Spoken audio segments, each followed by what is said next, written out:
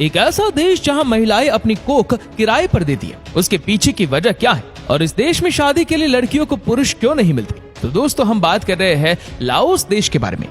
दोस्तों आज हम जानेंगे साउथ ईस्ट एशिया के एक खूबसूरत देश लाओस के बारे में। कहते हैं युवाओं को यहाँ की महिलाओं की सुंदरता, सस्ती शराब, टूरिस्ट प्लेस और इनका चौंका देने वाला कल्चर अपनी ओर खींच ही लाता है। इस देश के लोग पैसा तो कमाते हैं लेकिन जोड़ते कभी नहीं। जितना कमाते हैं सारा खर्च कर देते हैं। यहाँ की करेंसी इतनी कमजोर है कि हर भारतीय यहाँ जाकर करोड़पति बन जाता है। इसे आप नौजवानों का देश भी कह सकते हैं क्योंकि यहाँ के लोगों की एवरेज एज केवल 24 साल है। लाओस में मौसम काफी सुहाना बना रहता है। ना तो यहाँ ज्यादा गर्मी पड़ती है और ना ही सर्दी, तभी पूरे साल भर यहाँ टूरिस्टों की लंबी लाइन लगी रहती है। इस देश में लाओटियन कीप चलता है जो भारत के केवल 0.0049 पैसे के बराबर है। अगर कोई भारतीय 1000 रुपए वहाँ की करेंसी में चेंज करवाता है तो वो 1000 रुपए 2,05,000 कीप बन जाते हैं। इसीलिए तो हर भारतीय लाओस में करोड़पति कहलाता है और यहाँ की महिलाएं इन पर फौरन आकर्षित भी हो जाती है। आप इस देश के बारे में एक बात जानकर चौंक जाएंगे कि यहाँ की महिलाएं अपनी कोख किराए पर देती है, यानी पैसे लेकर दूसरे शादीशुदा जोड़े के बच्चे पैदा करती है, उन्हें खुशी देती है और लाओस में इस काम को जायज माना जाता है।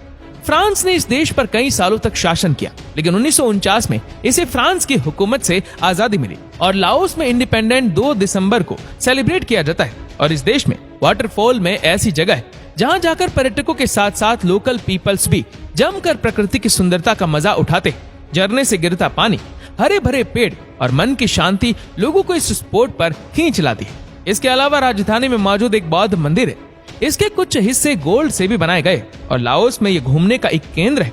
इसे temple of the golden city भी कहा जाता है जो उत्तरी सिरे पर मौजूद है। इसे सेठ किरत ने 1559 में बनवाया था। ये बौद्ध मंदिर लाओस में काफी महत्व रखता है जो अपनी रॉयल्टी, आर्किटेक्ट और श्रद्धा का केंद्र है। और लाओस की कॉफी वर्ल्ड फेमस है जिसे यहाँ से काफी देशों में एक्सपोर्ट भी किया जाता है। यहाँ के घने जंगल, नेचुरल पार्क इतने शानदार है कि टूरिस्ट इनमें जंगली जानवरों को अपनी आंखों के सामने देखने का सपना पूरा कर लेते हैं। लाओस का नेशनल एनिमल हाथी है। यहाँ के झंडे का लाल रंग इस देश की आजादी में शहीद हुए लोगों को दर्शाता है। फ्लैग को पहली बार डिजाइन किया गया था साल 1945 में, लेकिन इसे स्वतंत्र रूप से 1975 में अपनाया गया।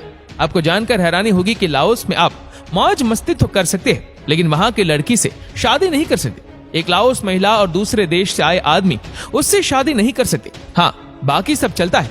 अगर किसी आदमी को थाईलैंड जैसे मजे एकदम कम पैसों में लेने हो तो लाओस की यात्रा जरूर करें। लाओस देश आता है साउथ ईस्ट एशिया के हिस्से में। इसके पड़ोसी देश म्यांमार, चीन, कंबोडिया, वियतनाम और थाईलैंड जैसे देश है। यहाँ आपको अनगिनत हाथी देखने को मिलेंगे, इसीलिए इसे कंट्री ऑफ एलिफेंट के नाम से भी जाना जाता है।